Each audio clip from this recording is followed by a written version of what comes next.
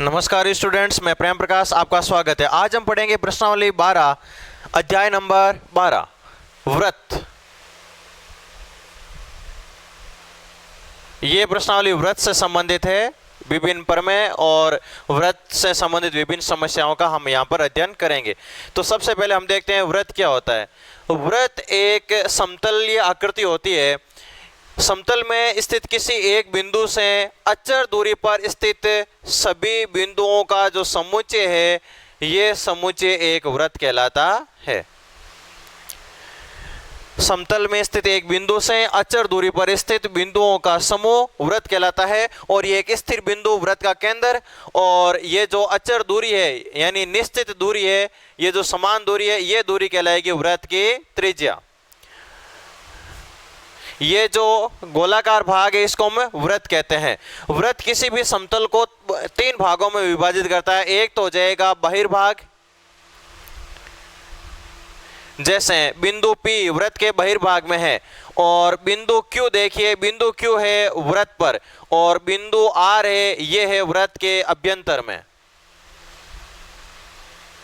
तो व्रत एक समतलीय आकृति है जो समतल को तीन भागों में विभाजित करती है। एक तो बहिर्भाग, एक व्रत, और एक हो जाएगा अभ्यंतर। ये इस प्रकार से, ये हो गया बाहर का भाग, और ये हो गया व्रत वाला भाग, और ये हो जाएगा अभ्यंतर।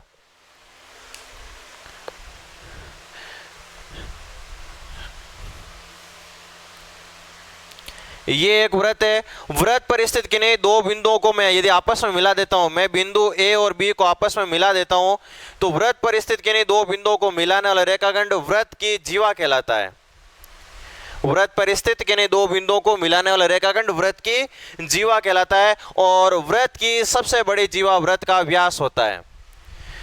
व्यास क्या करता है? व्रत को दो बराबर क्षेत्रफल वाले भागों में विभाजित कर देता है। व्रत का व्यास व्रत को दो अर्धवर्तों में विभाजित कर देता है। और सबसे बड़ी जो जीवा होती है वो होती है व्यास। अब एक शब्द आता है कि परिधि क्या होती है। ये जो आपको यहाँ पर लाइन दिख रही है वृत्ताकार, इस लाइन की कुल लंबाई को हम परिधि कहते हैं। यानी व्रत की कुल लंबाई को हम परिधि कहते हैं।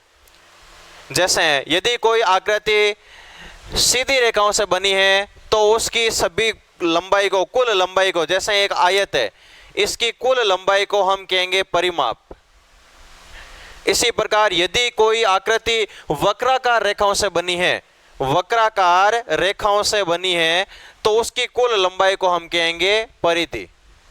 थोड़ा सा शब्दों में अंतर है। वक्राकार रेखाओं से बनी आकृति की कुल लंबाई को परिधि, और सीधी रेखाओं से बनी आकृति की कुल लंबाई को हम परिमाप कहते हैं।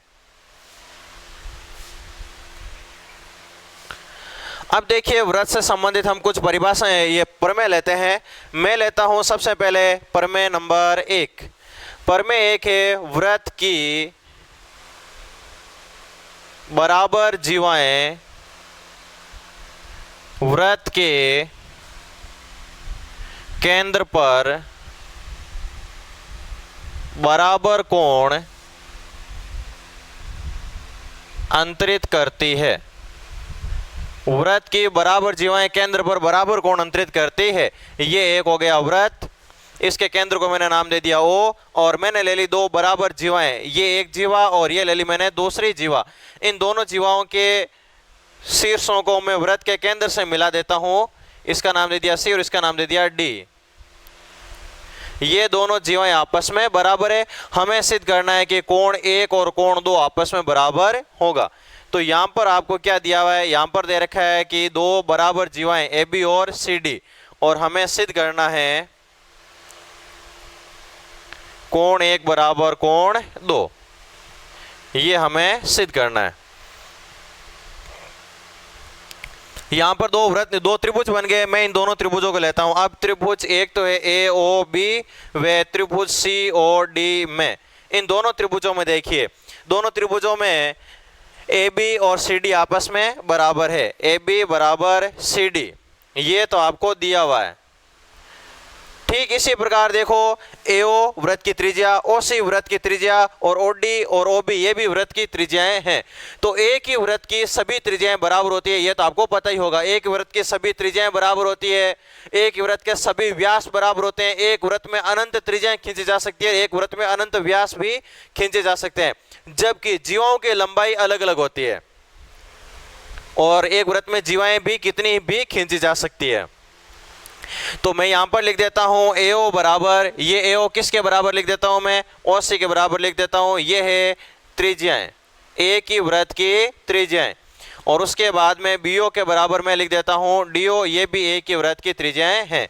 इसलिए त्रिभुज ए ओ बी सर्वांग सम हो जाएगा त्रिभुज सी और डी के। नियम लगेगा यहाँ पर एस एस एस नियम, भुजा भुजा भुजा नियम से दोनों त्रिभुज सर्वांग सम। यदि कोई दो त्रिभुज सर्वांग सम होते हैं तो इनके संगत कोण बराबर होते हैं। कोण ओ बराबर, इस त्रिभुज का कोण ओ है 2 और इस त्रिभुज का कोण ओ है 1, तो कोण 2 बराबर कोण 1 हो जाएगा। ये आपने क्लास 9 में पढ़ा था सर्वांग समता के नियम। हमें यह सिद्ध करना था कि यदि कोई दो वृत्त की जीवाएं बराबर है तो वो केंद्र पर बराबर कोण बनाएगी। चलिए अब लेते हैं हम इसकी विलोम प्रमेय। ठीक इसका उल्टी प्रमेय है। देखिए उस प्रमेय में क्या है, वृत्त की कोई दो जीवाएं केंद्र पर बराबर कोण अंतरित करती है तो वे बराबर होती है। वृत्त की कोई दो जीवाएं केंद्र पर बराबर कोण अंतरित करे तो वह बराबर होती है। ये इस प्रकार का एक वृत्त है। ये मैंने एक जीवा ले ली ए बी और इस जीवा का मैंने नाम दे दिया सी डी और वृत्त का केंद्र को मैंने ओ नाम दे दिया। इनको मैं वृत्त के केंद्र से मिला देता हूं दोनों जीवाओं के शीर्षों को। और हमें यहां पर दे रखा है कि इस जीवा के दोनों शीर्षों को केंद्र पर मिलाया तो बना कोण 1, इस जीवा के दोनों शीर्षों को केंद्र पर मिलाने से बने कोण 2 के बराबर होगा। तो हमें यहां पर दे रखा है, दिया है कोण 1 बराबर कोण 2 और हमें यहां पर सिद्ध करना है ए बी बराबर सी डी। ठीक इसकी पहली प्रमेय में की तरह ही मैं यहां पर लेता हूं त्रिभुज ए ओ बी व त्रिभुज सी ओ डी में। इन दोनों त्रिभुजों में देखिए क्या क्या बराबर है। दोनों त्रिभुजों में देखो कोण 2 के बराबर कोण 1 है, कोण 1 और कोण 2 बराबर है। इस त्रिभुज में ये त्रिज्या, ये भी त्रिज्या, ये भी त्रिज्या, ये भी त्रिज्या, ये सभी एक ही वृत्त की त्रिज्या हैं तो बराबर होगी। यानी इस त्रिभुज की ये भुजा इस त्रिभुज की इस भुजा के बराबर हो जाएगी। एओ के बराबर मैं लिख देता हूं सीओ, एओ बराबर सीओ। ये है त्रिज्याएं, एक ही वृत्त की त्रिज्याएं और एक ही वृत्त की त्रिज्याएं बराबर होती है। और बीओ के बराबर कौन लिख देता हूं मैं, डीओ लिख देता हूं। ये भी त्रिज्याएं हैं। इसलिए त्रिभुज ए ओ बी सर्वांग सम हो जाएगा त्रिभुज सी ओ डी के। नियम लगेगा यहां पर एस ए एस नियम, भुजा कोण भुजा नियम से। देखिए भुजा फिर कोण फिर भुजा, भुजा कोण भुजा नियम से दोनों त्रिभुज सर्वांग सम। यदि कोई दो त्रिभुज सर्वांग सम होते हैं तो इनके संगत भुजाएं भी बराबर होती है। तो ए बी के बराबर हो जाएगी सी डी, ए बी बराबर सी डी। यही हमें सिद्ध करना था। तो दोनों प्रमेय आपको ध्यान में होने चाहिए। पहली प्रमेय तो थी कि वृत्त की बराबर जीवाएं केंद्र पर बराबर कोण अंतरित करती है। यदि कोई दो जीवाएं केंद्र पर बराबर कोण अंतरित करे तो वो बराबर होती है। ये एक दूसरे की विलोम प्रमेय है। अब लेते हैं हम प्रमेय नंबर 3। प्रमेय 3 है किसी वृत्त के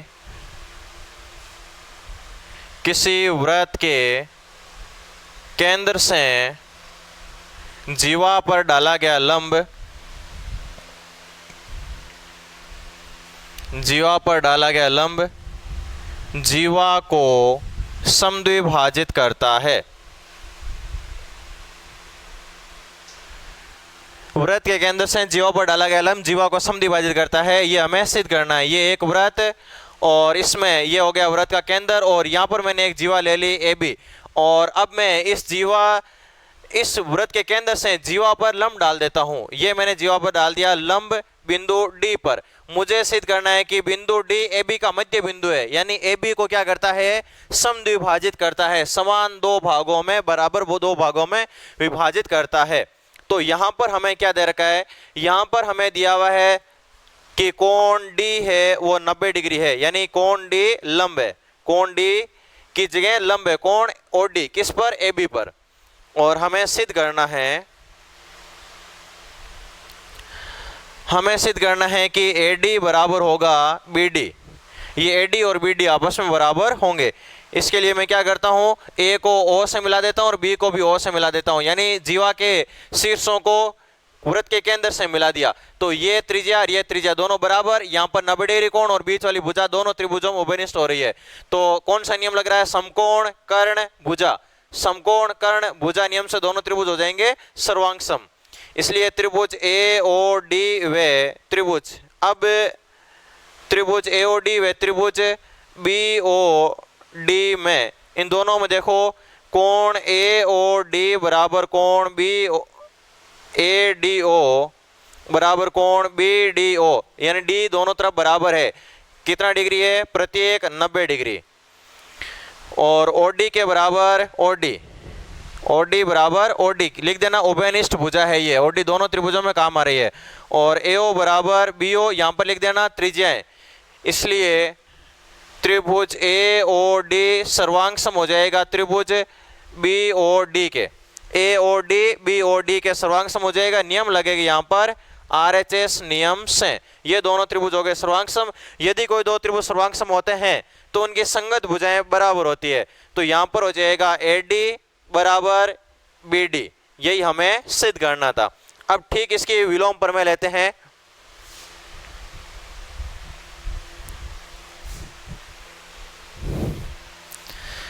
इसकी विलोम प्रमेय क्या है, विलोम प्रमेय ये कहती है कि यदि आप वृत्त के केंद्र से किसी जीवा पर एक रेखाखंड खींचो,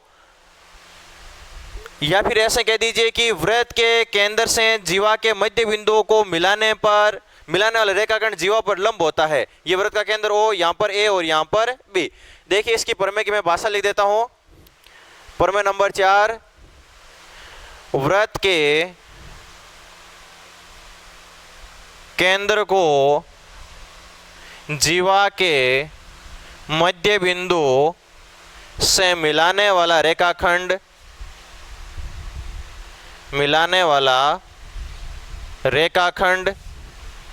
जीवा पर लंब होता है, ये हमें सिद्ध करना है। वृत्त के केंद्र से जीवा के मध्य बिंदु को मिलाने वाला, यानी ये भाग और ये भाग बराबर है, तो हमें यहाँ पर सिद्ध करना है कि यहाँ पर 90 डिग्री कोण बनता है। पहले की तरह A को O से मिला देते हैं, B को O से मिला देते हैं। तो अब की बार हमें सिद्ध करना है AD बराबर BD, और हमें दे रखा है कोण D बराबर, हमें सिद्ध करना है कोण D बराबर 90 डिग्री, और ये हमें दिया हुआ है। अब लेते हैं हम त्रिभुज AOD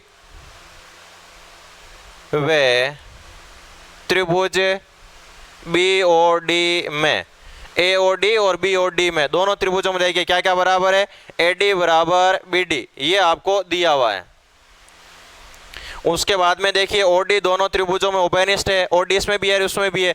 और उसके बाद में देखिए AO के बराबर BO, ये एक ही वृत्त की त्रिज्या है, ये भी त्रिज्या और ये भी त्रिज्या है, तो दोनों त्रिभुज SSS नियम से हो जाएंगे सर्वांग सम।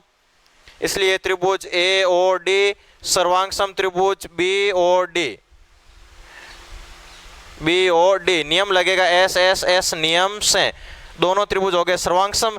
यदि कोई दो त्रिभुज सर्वांग सम होते हैं तो उनकी संगत भुजाएं और संगत कोण बराबर होते हैं। तो हमें चाहिए D वाला, इस तरफ का D और इस तरफ का D आपस में बराबर। इसको मैंने नाम दे दिया 1 और इसको मैंने नाम दे दिया 2, तो कोण 2 बराबर कोण 1, ये होंगे सर्वांग सम त्रिभुजों के संगत भाग। अब देखो मैं दोनों कोणों को जोड़ देता हूं, कोण 1 प्लस कोण 2 एक सरल रेखा पर बने, दोनों कोणों का योग होगा 180 डिग्री। कोण 1 की जगह कोण 1 और कोण 2 किसके बराबर है, 1 के बराबर, तो कोण 2 की जगह 1 लिख दिया, बराबर में 180। कोण 1 और कोण 1 2 कोण 1 बराबर 180, और कोण 1 बराबर 180 इंटू में 2 इधर भेजते आ जाएगा, बटा में 2 का भाग 180 में जाएगा 90 बार, यानी कोण 1 का मान आ गया 90 डिग्री।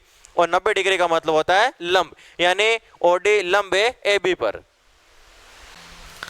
अगली प्रमेय लेते हैं पांचवी प्रमेय में आपको दे रखा है वृत्त की दो समान जीवाएं केंद्र से समदूरस्थ होती है। समदूरस्थ का मतलब समान दूरी पर स्थित। हमें दिया हुआ है कि वृत्त की दो जीवाएं हैं जो आपस में बराबर है और हमें सिद्ध करना है कि इनकी केंद्र से दूरी क्या होगी, बराबर होगी। ये इस प्रकार का आपको एक वृत्त दे रखा है। मैंने यहां पर एक जीवा ले ली ए बी और अगली जीवा मैंने ले ली यहां पर सी डी। ये दोनों जीवाएं आपको बराबर दे रखी है, समान जीवाएं, और ये हो गया वृत्त का केंद्र ओ।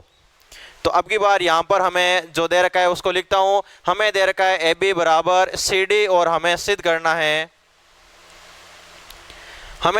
है कि इन दोनों जीवों के केंद्र से दूरी बराबर होगी। और केंद्र से दूरी हम कैसे लेते हैं, लंबवत। दूरी जहां भी हम लेंगे हमेशा लंबवत ली जाती है। तो हमें सिद्ध करना है कि इसका मैं नाम दे देता हूं P और इसका मैं नाम दे देता हूं Q। हमें सिद्ध करना है OP बराबर OQ, OP बराबर OQ।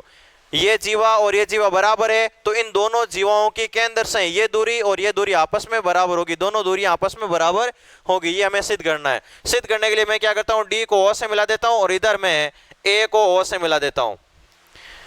तो यहां पर देखिए ये 90 डिग्री, यहां पर भी ये 90 डिग्री। उसके बाद में ये है वृत्त की त्रिज्या और ये भी है वृत्त की त्रिज्या, दोनों आपस में क्या होगी, बराबर होगी। और दोनों जीवाएं आपस में क्या दे रखी है, बराबर। तो मैं वापस लिखता हूं, यहां पर दे रखा है आपको ए बी बराबर सी डी। मैं ए बी का 1/2 भाग ले लेता हूं और सी डी का भी 1/2 भाग ले लेता हूं। ए बी और सी डी बराबर है तो इनके आधे भी बराबर होंगे। अब देखिए ए बी का आधा क्या होगा, जीवा पर डाला गया लंब, यहां से केंद्र से देखो लंब डाला जा रहा है, तो जीवा पर डाला गया लंब जीवा को क्या करता है, समद्विभाजित करता है। तो इसका आधा भाग ये होगा, आधा भाग ये होगा। तो मैं यहां पर ए बी का आधा भाग लिख लेता हूं एपी बराबर उसका मैं लिख लेता हूं डी क्यू। चूंकि ओपी लंब है ए बी पर, ओपी तो ए बी पर लंब है, वे ओ क्यू लंब है सी डी पर। तब ये हो जाएगा, जीवा पर डाला गया लंब जीवा को समद्विभाजित करेगा, ये भाग बराबर, ये भाग और ये भाग बराबर, ये जीवाएं भी आपस में बराबर है, तो ये चारों भाग आपस में बराबर हो जाएंगे। चलिए अब लेते हैं हम ये त्रिभुज और ये त्रिभुज। इन दोनों त्रिभुजों में देखो ये भाग आपस में क्या बराबर, ये भुजा बराबर, फिर ये 90 डिग्री, ये भी 90 डिग्री, ये वृत्त की त्रिज्या और ये भी है वृत्त की त्रिज्या, सॉरी ये वृत्त की त्रिज्या। तो नियम कौन सा लगेगा, समकोण कर्ण भुजा। समकोण कर्ण भुजा नियम से दोनों त्रिभुज हो जाएंगे सर्वांग सम। अब त्रिभुज ए ओ पी व त्रिभुज डी ओ क्यू में, इन दोनों त्रिभुजों में देखो इसमें कोण P बराबर कोण Q, कोण P बराबर कोण Q, ये दोनों ही है समकोण। उसके बाद में AP बराबर DQ, AP बराबर DQ। कारण लिख देना समीकरण 1 से और इसको नाम दे देना आप समीकरण नंबर 1। उसके बाद में है ये लिख लीजिए AO बराबर होगा DO के, और यहां पर लिख देना ये है A की वृत्त की त्रिज्याएं। A की वृत्त के सभी त्रिज्याएं आपस में बराबर होती है, इसलिए त्रिभुज AOP सर्वांग सम त्रिभुज DOQ होगा। नियम लगेगा यहां पर RHS नियम से। अब यदि कोई दो त्रिभुज आपस में सर्वांग सम होते हैं तो इनकी संगत भुजाएं बराबर होती है। संगत भुजाएं लेनी कौन सी है, हमें लेनी है OP। तो यहां पर देखो OP किसके बराबर होगा, OQ के बराबर होगा, और यही हमें सिद्ध करना था कि OP बराबर OQ, यानी केंद्र से जीवा की दूरी, केंद्र से जीवा की दूरी, ये दोनों दूरी आपस में बराबर होगी, यही हमें सिद्ध करना था। चलिए अब लेते हैं इसकी ठीक विलोम प्रमेय। इसकी विलोम प्रमेय क्या कहती है कि यदि कोई दो जीवाएं केंद्र से बराबर दूरी पर स्थित हैं तो वो बराबर होगी।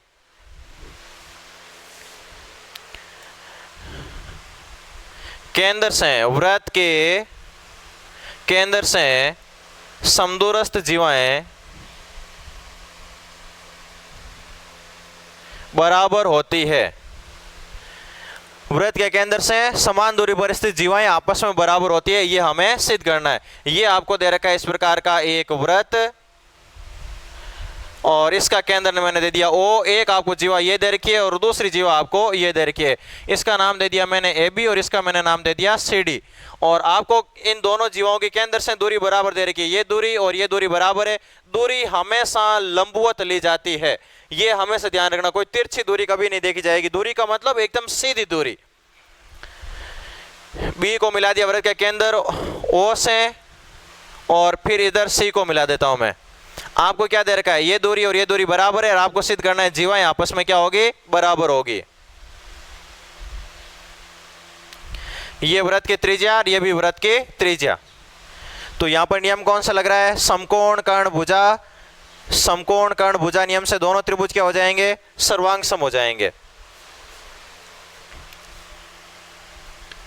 आप त्रिभुज पहले लिख देता हूं, आपको क्या दे रखा है, आपको दे रखा है, इसका मैं नाम P दे देता हूं और इसका मैं नाम Q दे देता हूं। आपको दे रखा है ये वृत्त का केंद्र O, OP बराबर OQ और हमें सिद्ध करना है कि जीवाएं बराबर होगी।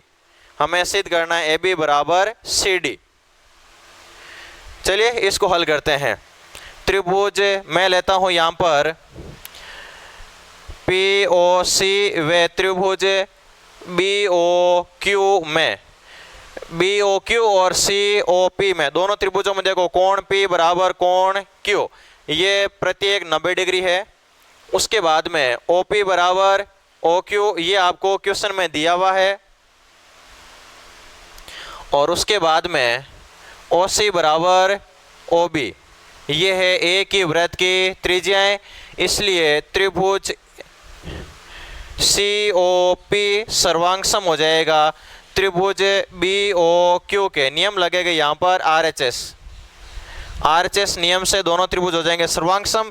यदि कोई दो त्रिभुज सर्वांगसम होते हैं तो इनकी संगत भुजाएं बराबर होती है। हमें संगत भुजाएं लेनी है, ये PC वाली या फिर CP लिख दीजिए। CP किसके बराबर होगा, BQ के बराबर होगा।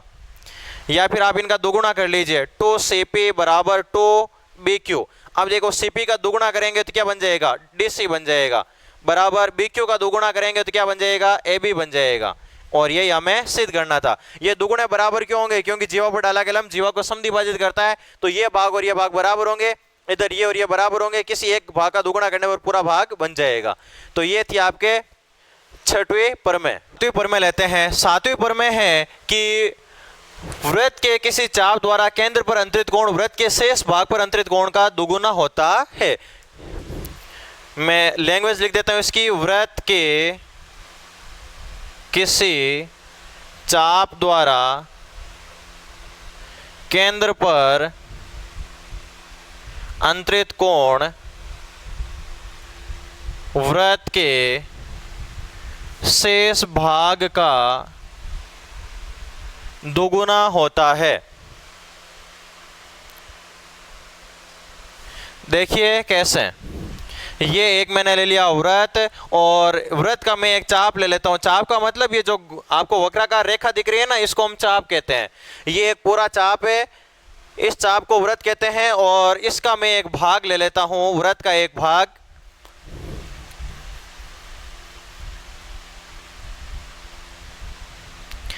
मैं ले लेता हूं बिंदु A से लेकर B तक और ये है वृत्त का केंद्र O। ये कहता है कि वृत्त के चाप द्वारा केंद्र पर अंतरित कोण, यानी चाप के दोनों सिरों को मैं वृत्त के केंद्र से मिलाता हूं तो केंद्र पर यह कोण बन रहा है। ये कोण वृत्त के शेष भाग, यानी इस चाप के अलावा शेष भाग कौन सा रह गया, ये वाला शेष भाग रह गया। इस शेष भाग पर कहीं पर भी कोण बनाओ तो शेष भाग का दुगुना, मान लीजिए मैंने शेष भाग पर यहां पर कोण बनाया तो यहां वाले कोण का दुगुना यहां पर बनेगा। ये हमें सिद्ध करना है। यहां पर x तो यहां पर बनेगा 2x, ये हमें सिद्ध करना है। इस बिंदु का मैंने नाम दे दिया C। तो यहां पर आपको दिया हुआ क्या है, यहां पर आपको कोई विशेष जानकारी नहीं दे रखी, आपको बस इतना ही दे रखा है कि AB वृत्त का एक चाप है।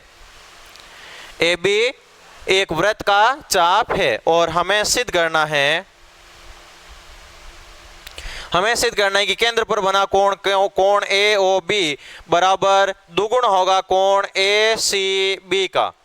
केंद्र पर बना कोण शेष भाग का दुगुण होगा। शेष भाग सी है, सी का दुगुण बनेगा वृत्त के केंद्र पर। अब शेष भाग कौन सा है, जैसे आपने ये चाप लिया, लघु चाप लिया ए बी, तो अब लघु चाप के लिए अब बाकी वाला जो चाप है ना, ये चाप हो गया शेष भाग। अब इस बाकी वाले चाप पर मैं कहीं भी कोण बनाऊं, इन दोनों सिरों को चाहे मैं यहां मिलाऊं, यहां मिलाऊं, यहां मिलाऊं, कहीं भी मिलाऊं, तो यहां वाले कोण का दुगुना बनेगा वृत्त के केंद्र पर कोण। चलिए इसको सिद्ध करने के लिए हम आकृति में थोड़ी बहुत फेरबदल कर लेते हैं। मैं क्या करता हूं, सी को ओ से मिलाते हुए आगे बढ़ा देता हूं बिंदु डी तक।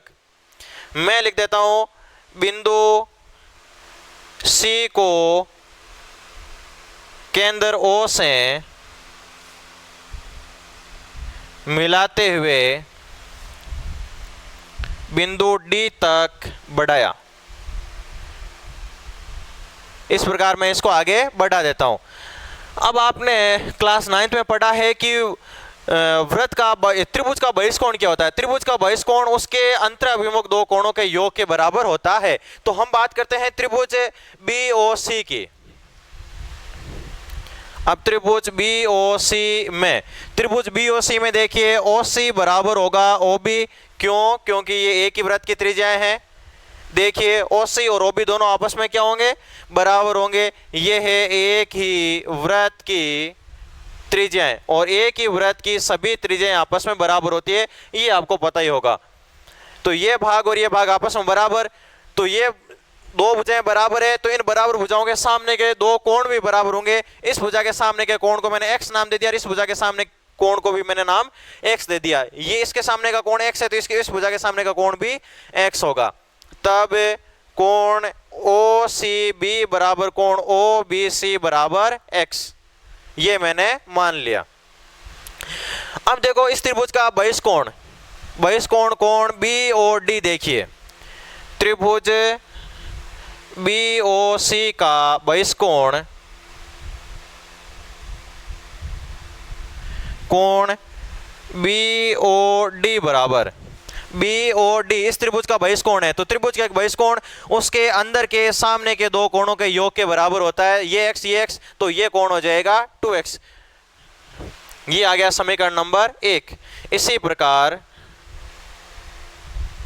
हम ले लेते हैं त्रिभुज AOC। इसी प्रकार त्रिभुज AOC में ये भुजा और ये भुजा बराबर होगी, क्योंकि ये भी त्रिज्या और ये भी त्रिज्या, और एक ही वृत्त की दोनों त्रिज्या आपस में बराबर होती है। तो इस भुजा के सामने के कोण को मैंने y मान लिया और इस भुजा के सामने के कोण को मैंने y मान लिया। तो त्रिभुज AOC में सीधा ही मैं लिख देता हूं बहिष्कोण। इसका बहिष्कोण कोण AOD, बहिष्कोण कोण AOD बराबर हो जाएगा 2y, समीकरण नंबर 2। ये y और y, y और y ये हो जाएंगे 2y। तो ये है x, ये है y, ये है 2x और ये है 2y। अब मैं यहां पर लिख देता हूं कोण AOB बराबर 2x प्लस 2y। देखिए इस चाप द्वारा केंद्र पर बना कोण कोण AOB का मान कितना, 2y और 2x। यहां पर 2, यहां पर 2 मैं ले लेता हूं कॉमन, तो बचेगा x प्लस y 2, और x प्लस y का मान देखो किसके बराबर होगा, x और y को जोड़ेंगे तो क्या बनेगा, ACB। कोण ACB कोण AOB बराबर होगा 2 कोण ACB के, यानी चाप द्वारा केंद्र पर बना कोण शेष भाग पर बने कोण का दुगुना होगा। ये एक प्रमेय है, थोड़ी इंपॉर्टेंट भी है, इसको विशेष तौर से ध्यान देना। इस पर बात करते हैं। इसका कथन है चक्रीय चतुर्भुज के बारे में ही ये प्रमेय। हमें सिद्ध करना है कि चक्रीय चतुर्भुज के सम्मुख कोणों का योग 180 डिग्री होता है। हमें सिद्ध करना है कि चक्रीय चतुर्भुज के सम्मुख कोणों का योग 180 डिग्री होता है। देखिए चक्रीय चतुर्भुज यानी एक ऐसा चतुर्भुज जिसके शीर्षों से होकर एक वृत्त खींचा जा सके, यानी ऐसा चतुर्भुज जिसके शीर्ष वृत्त पर स्थित हो वो कहलाता है एक चक्रीय चतुर्भुज। ये इस प्रकार का चतुर्भुज एक चक्रीय चतुर्भुज कहलाता है जिसके शीर्ष कहाँ पर स्थित हैं, वृत्त पर स्थित हैं। ये A, B, C और D ये तीनों चारों शीर्ष वृत्त पर स्थित है, और हमें सिद्ध करना है कि इनके आमने सामने के कोणों का योग होता है 180 डिग्री। ये हो गया वृत्त का केंद्र O। हमें दे रखा है ABCD एक चक्रीय चतुर्भुज है और हमें सिद्ध करना है कि कोण A प्लस कोण C बराबर 180 डिग्री, सम्मुख कोणों का योग 180 डिग्री होगा, या कोण B प्लस कोण D बराबर 180 डिग्री। हमें सिद्ध करना है कि आमने सामने के कोणों का योग 180 डिग्री होगा। इसको सिद्ध करने के लिए हम क्या करते हैं, मैं एक पॉइंट लिख देता हूं यहां पर। ये अभी अपन ने प्रमेय पढ़ी थी 8 नंबर, उसमें था कि वृत्त के किसी चाप द्वारा केंद्र पर अंतरित कोण शेष भाग पर बने कोण का दुगुना होता है। उस प्रमेय से इस प्रश्न को हल करना है। तो मैं क्या करता हूं, बिंदु D को वृत्त के केंद्र से मिला देता हूं और B को भी वृत्त के केंद्र से मिला देता हूं। तो यहां पर देखो, ये मैंने चाप ले लिया, कौन सा, BAD। चाप BAD द्वारा केंद्र पर बना कोण इस चाप द्वारा शेष भाग पर बने कोण का दुगुना होगा। तो रचना में मैं लिख देता हूं शीर्षों, ध्यान रखना ये एक सीधी लाइन नहीं है, आप इसको BD मत बोल देना, इसको BOD बोलोगे, ये सीधी लाइन नहीं है। सीधी लाइन होने पर तो ये विकर्ण हो जाएगा। शीर्षों B व D को केंद्र से मिलाया, शीर्षों B व D को वृत्त के केंद्र से मिला दिया।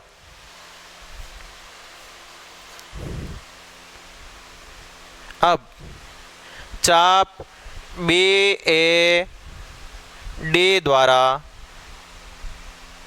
केंद्र पर बना कोण BOD बराबर, हमें पता है कि इस चाप द्वारा केंद्र पर बना कोण ये वाला, ये कोण शेष भाग पर, इस चाप द्वारा शेष भाग C पर बन रहा है, C पर बने कोण का दुगुना होगा, यानी कोण C का दुगुना होगा वृत्त के केंद्र पर बना कोण। इसको नाम दे दिया मैंने समीकरण नंबर 1। ठीक इसी प्रकार मैं लेता हूं चाप BCD। इसी प्रकार चाप BCD द्वारा केंद्र पर बना कोण, चाप BCD द्वारा केंद्र पर कौन सा कोण बनाया जा रहा है, इस चाप द्वारा केंद्र पर यह कोण बनाया जा रहा है, कौन सा, कोण BOD। कोण BOD बराबर, या फिर अलग अलग नाम दे दो, यहाँ भी BOD आ रहा है उधर भी BOD आ रहा है, आपको समझ में नहीं आएगी। इसको मैं एक नाम देता हूँ, इसको मैं 2 नाम दे देता हूँ। कोण 1 बराबर, केंद्र पर बना कोण 1 बराबर 2 कोण से, और केंद्र पर बना कोण 2 बराबर किसका दुगुण हो जाएगा, ये चाप ले रहा हूं मैं, इस चाप के लिए शेष भाग ये है और शेष भाग पर यहां पर कोण बन रहा है, तो ये हो जाएगा कोण A का दुगुना, 2 कोण A। इसको नाम दे दिया मैंने समीकरण नंबर 2। अब देखिए कोण 1 और कोण 2 को जोड़ेंगे तो यहां पर एक बिंदु पर बने सभी कोणों का योग आ जाएगा। तो एक बिंदु पर बने सभी कोणों का योग होता है 180 डिग्री। कोण 1 प्लस कोण 2 बराबर 180 नहीं 360 डिग्री।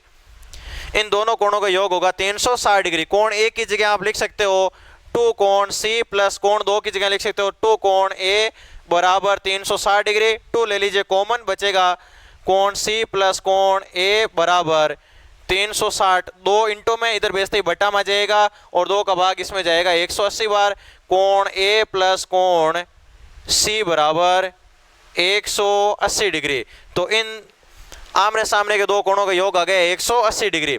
तो हमेशा ध्यान रखना कि चक्रीय चतुर्भुज के सम्मुख कोणों का योग होता है 180 डिग्री। अब हम एक और प्रमेय ले लेते हैं, वो है चक्रीय चतुर्भुज के एक बहिष्कोण से संबंधित।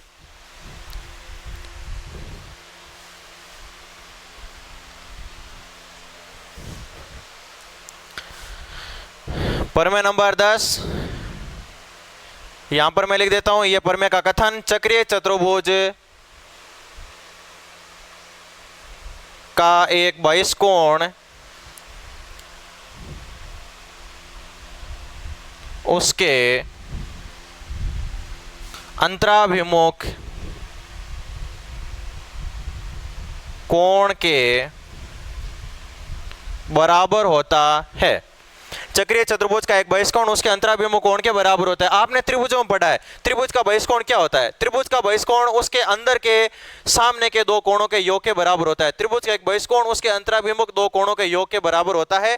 जबकि चक्रीय चतुर्भुज का बहिष्कोण क्या होता है, देखिए ये मैंने ले लिया एक चक्रीय चतुर्भुज। बहिष्कोण क्या होता है? किसी एक भुजा को आगे बढ़ाने पर बना कोण बहिष्कोण कहलाता है। ये बहिष्कोण, इसका नाम ए बी सी और डी। अब हमें सिद्ध करना है कि चक्रीय चतुर्भुज के एक बहिष्कोण उसके अंदर के सामने के कोण के बराबर होता है। यानी हमें सिद्ध करना है कोण एक, इसको मैं नाम दे देता हूं एक, कोण एक कोण डी के बराबर होगा। हमें यहां पर दिया हुआ क्या है? हमें यहां पर दे रखा है ए बी सी डी एक चक्रीय चतुर्भुज है। ए बी सी डी एक चक्रीय चतुर्भुज है और हमें सिद्ध करना है कोण एक बराबर कोण डी, यानी चक्रीय चतुर्भुज के एक बहिष्कोण उसके अंदर के सामने के एक कोण के बराबर होता है। चलिए इसको सिद्ध करने के लिए हम क्या करेंगे? हमें पता है कि चक्रीय चतुर्भुज के सम्मुख कोणों का योग होता है 180 डिग्री। इसको मैं नाम दे देता हूं दो, कोण दो और कोण डी, ये हैं आमने सामने के कोण, इनका योग होगा 180 डिग्री। कोण दो प्लस कोण डी बराबर होगा 180 डिग्री। समीकरण नंबर 1 कारण हो जाएगा चक्रीय चतुर्भुज के सम्मुख कोण। चक्रीय चतुर्भुज के सम्मुख कोणों का योग होता है 180 डिग्री। फिर देखिए यहां पर एक सरल रेखा है, इस रेखा को आगे बढ़ाया, इस भुजा को आगे बढ़ाया, तो एक सरल रेखा और एक सरल रेखा पर बने सभी कोणों का योग होता है 180 डिग्री। तो यहां पर हो जाएगा कोण 2 प्लस कोण 1 बराबर 180 डिग्री। ये हो जाएगा 2, यहां पर कारण आ जाएगा एक सरल रेखा पर बने कोण। चलिए इन दोनों का योग 180, इन दोनों का योग भी 180, इन दोनों समीकरणों की तुलना कर लेते हैं। समीकरण 1 व 2 से, समीकरण 1 में है कोण 2 प्लस कोण डी बराबर 180 और 180 की जगह आप लिख सकते हो कोण 2 प्लस कोण 1, कोण 2 प्लस कोण 1, कोण 2 से कोण 2 कैंसिल, कोण डी बराबर कोण 1। यानी चक्रीय चतुर्भुज का एक बहिष्कोण उसके अंतराभिमुख कोण के बराबर होता है। यह है इस अध्याय के अंतिम प्रमेय। अब आगे हम पढ़ेंगे प्रश्नावली 12.2, 12.1 आप देख लेना, लैंग्वेज संबंधित है, छोटी मोटी कोई जानकारी आप पूछिए वो आप देख लेना। 12.2 पढ़ेंगे, तब तक के लिए नमस्कार, धन्यवाद।